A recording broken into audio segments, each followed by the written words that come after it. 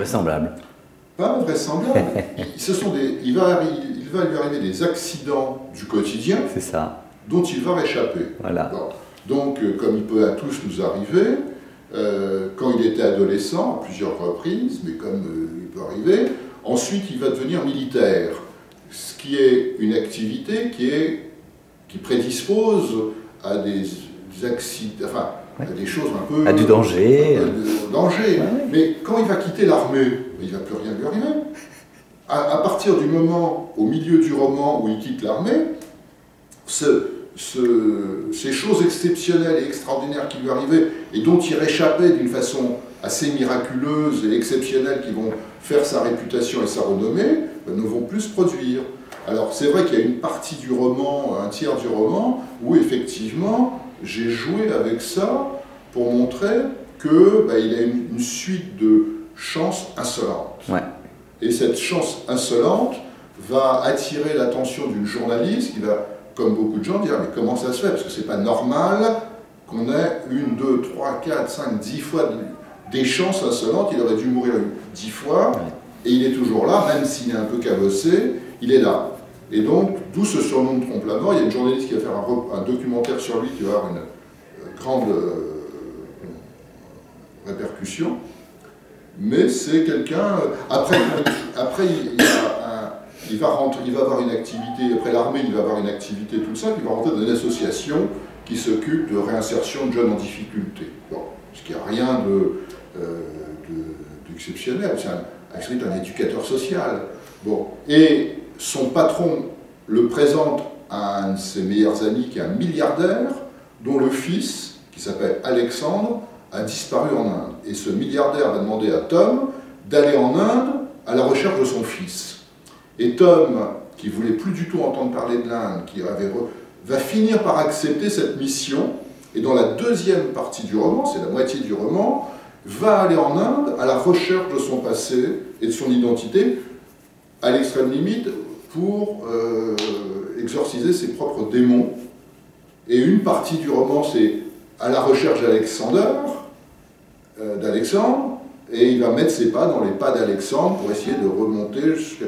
Et en réalité aussi de retrouver son passé. C'est les deux. Il y a une double intrigue dans la deuxième partie, mais à ce moment-là, il ne se passe pas grand-chose d'exceptionnel ou d'invraisemblable, de fantaisie ou d'extraordinaire. Ah bah après, je suis lecteur, hein, je peux l'interpréter comme je l'entends aussi. Après, tout à fait, non, mais c'est intéressant de donner la parole pour... J'essaie d'être dans une certaine forme de réalisme. Bien sûr, bien sûr, bien sûr. Ce que les Américains appellent bigger than life. Ça veut dire, c'est la vie, mais un peu plus que la vie, un peu plus grand que la vie. Et en réalité, c'est une manière d'écrire, parce que j'aurais pu l'écrire d'une façon linéaire, sans aspérité. Bon, là j'ai choisi d'écrire bigger than life, pour que ça soit justement excitant. Alors justement, il y a aussi beaucoup d'humour, d'esprit, de dérision. Ouais. Ben, d'abord parce qu'il est anglais, et ensuite parce qu'il y a un certain nombre de choses qui ne passeraient pas si c'était dit d'une façon sérieuse. Donc j'essaie toujours, et puis c'est ma façon de raconter les choses, qui existait déjà dans le club, dans Ernesto, oui, une forme de dérision, un peu d'humour, de deuxième degré. Il y a une scène qui se déroule dans une prison indienne qui pourrait être horrible, insoutenable. Et j'ai longuement hésité, j'en ai beaucoup discuté avec mon éditrice. J'ai choisi cette option pour désamorcer l'horreur. Et ça fonctionne très bien. Mais à plein de moments, c'est un héros qui ne se prend pas au sérieux. Donc il est très modeste, il se prend. Les autres considèrent que c'est une sorte de héros, lui il sait que c'est pas un héros.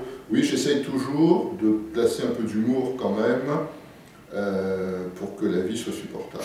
Alors nous, en tant que lecteurs, quand on lit le livre, on le dévore, on l'avale, ça marche très bien, c'est fluide, on est happé. Mais là, quand je parle avec vous depuis le début de l'entretien, on sent qu'effectivement, tout est extrêmement bien pensé, étudié, parce que pour que ça fonctionne comme ça, il y a eu beaucoup de travail en amont. Il y a eu des recherches aussi? Oui, parce que, bon, d'abord sur l'Inde, donc j'étais en Inde pour faire des repérages, beaucoup, rencontrer des gens, avoir des points de repère là-bas. Ensuite, sur la partie anglaise et militaire, Tom Large rentre dans les Royal Marines, qui est l'unité d'élite de l'armée britannique. Et j'ai rencontré plein de... Enfin, plein, j'en ai rencontré 3, bon, plus un médecin militaire anglais qui m'a donné pas mal de... qui m'a beaucoup aidé à ne pas commettre d'erreurs, parce que je ne suis pas moi-même médecin, et donc... et les autres aussi. Donc c'est des interviews. J'interviewe beaucoup de gens. Pour La vie rêvée d'un Estogé, j'ai interviewé plein de Tchèques, et qui chacun me donnait un détail, une expression.